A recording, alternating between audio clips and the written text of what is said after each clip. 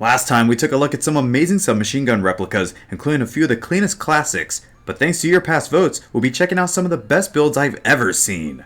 In my opinion. Over the past week we received over 100 pieces, from the good old pump guns to the very creative handmade builds, and even some crafty absurd ones. So with over 22,000 people hooked, it's time to get into another USAirsoft original.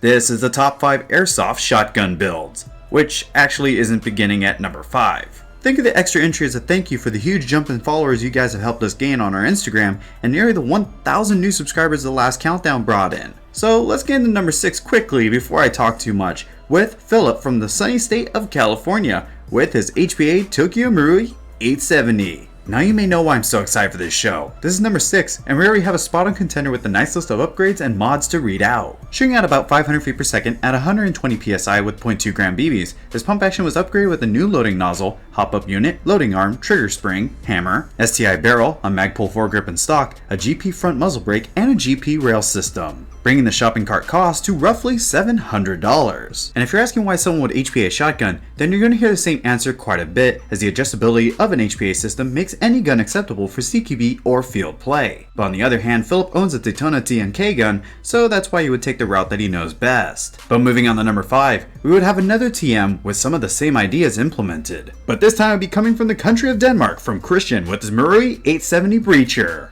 Taking our 5 of the best photos of the countdown, and for being the best looking breacher I've ever seen, this lovely TM has another brilliant list of parts to go through, which will focus only on the exterior, as Christian found no need to touch the internals of this TM. Outside, however, a Lalax Nitro rail, Magpul M-Bus sights, a Mesa Tactical side mount shell carrier, a custom barrel extension with a self-proclaimed barrel hammer, a custom nylon sleeve, and a stippling job on the pump would make up this breacher. And of course an HPA conversion was put into this to get around the breacher's small gas tank that it ships with. Meant for CQB play, this TM was made to stand out from the other primaries out there, and with the barrel hammer and its drastic outside appearance, I'd say Christian did just that with only $450 spent to make it all happen. But this wouldn't be the only CQB killer on this list, because we have 4 more spot holders on the way, which continues with our first build from Quebec, Canada. This would be Fabien with his custom Bullpup XM26. Now the hype for this custom piece is real in every way, and I'm really excited to show this off and tell its story. Bought by impulse by Fabien, the original XM26 was very fun to play around with, but was a bit too far from being primary worthy,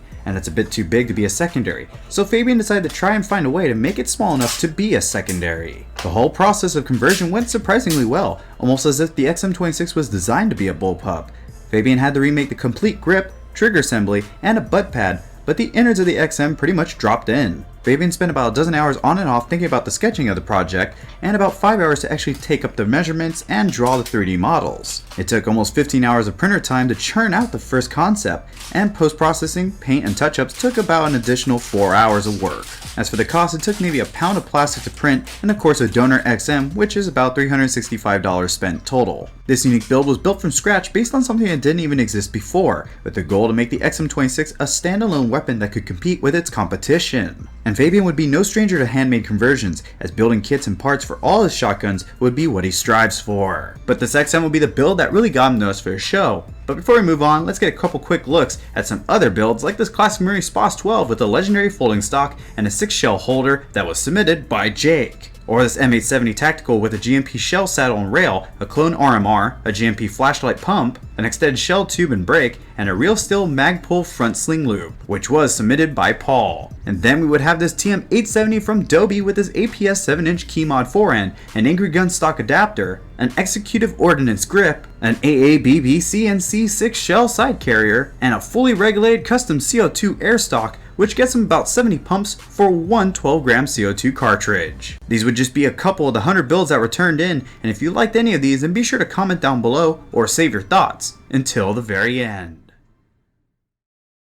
Now let's get into the really crazy stuff. This is where the hard work and daydreaming comes into reality, and it begins at number 3 from the country of Taiwan. This would be Longings with his handmade over-under. Okay, now I know you're looking at this with a face of questioning, so let me get to explaining what's on your screen. Made from PVC and wood, this over-under will be shooting at 208 feet per second with APS 870 shells, and was made after Longings made a single-barreled break action. After that gun, he went searching on the web and he found a base gun from a game named Metro 2033. And thanks to the low cost of parts, what you see on the screen can be built with only $15 as a budget. And that would be pretty much it really, a short story for a simple home project, and its owner would own quite a few of these home project shotguns. And I'm sure he's planning on making more. But I do wonder if he's ever thought about making what's behind our second spot, that is held by a Finland native named Pasi. Representing his skills with this homemade shotgun pistol, we can easily see what some builders will do to have their dreams come true. Made from literal junk metal from a company garage for absolutely no reason to be as rude, crude, loud, and mean, this welded contraption was voted high in the submission polls,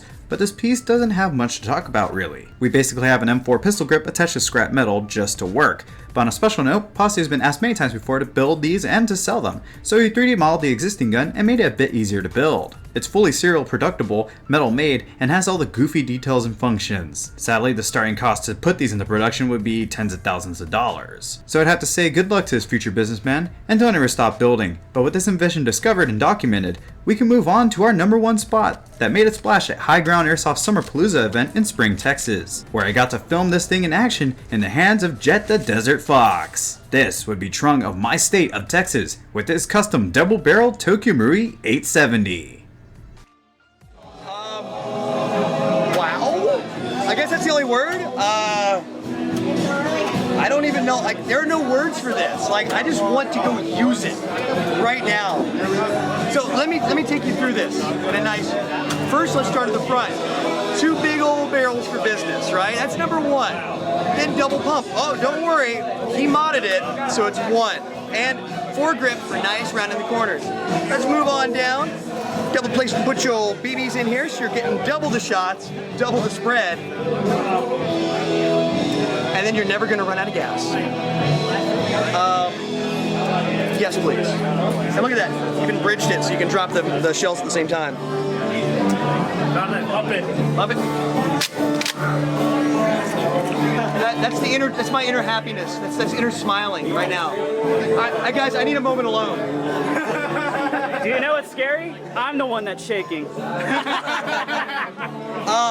This is awesome. So it's aired up. I usually use 80 PSI, and 80 PSI is usually 300 FPS for 870s. I'm gonna use 2 shells in there, just like a regular 870. I'm gonna rack it, just like that, and then right down.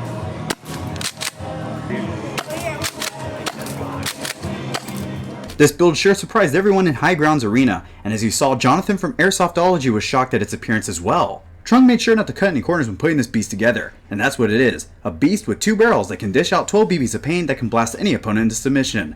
But let's get into what makes this thing what it is. Trung had to put quite a bit of time into this machine, which had to start with making an air split line between the 2 870s, using JB Putty, which would give him the ability to have 1 pistol grip. He also made a 2-in-1 wishbone trigger using JB Putty, and used a fork handle to make the trigger guard for some class. Trung also removed both 870 shell doors for faster reloading, and made a bracket to attach both shell release switches together. On the top he made a mount to hold 1 rail for a red dot, and for Magpul pumps, Trung had to shave down the inner sides of the pumps to fit between the 2 870s, before adding some epoxy to mount a small rail on the bottom for a stubby Magpul grip. Internally, this gun has stronger valve springs, and it removed all the parts that had to do with the pump locking. That way you can pump the gun multiple times. So now you're not just limited with 12 BBs per shot, because with the second pump you can dish out 24, or with the third pump you can shoot 36. And if you want to clear a large room, you can perform a shell dump by pumping this monster 5 times, which will give you 60 BBs at once, which will drop the FPS quite a bit, but in CQB games that doesn't really matter, which does help its owner, as High Ground Airsoft is his arena of choice. Trung is also working on a double high capacity magazine for this shotgun, since the ammo loadout can get stretched in pretty quickly. But to put this all together, he did have to spend $600. Trung also told me that this double barreled pump action Tokyo Marui should take the number 1 spot because it's truly a one-of-a-kind masterpiece. There is no other double barrel pump action shotgun in the airsoft market,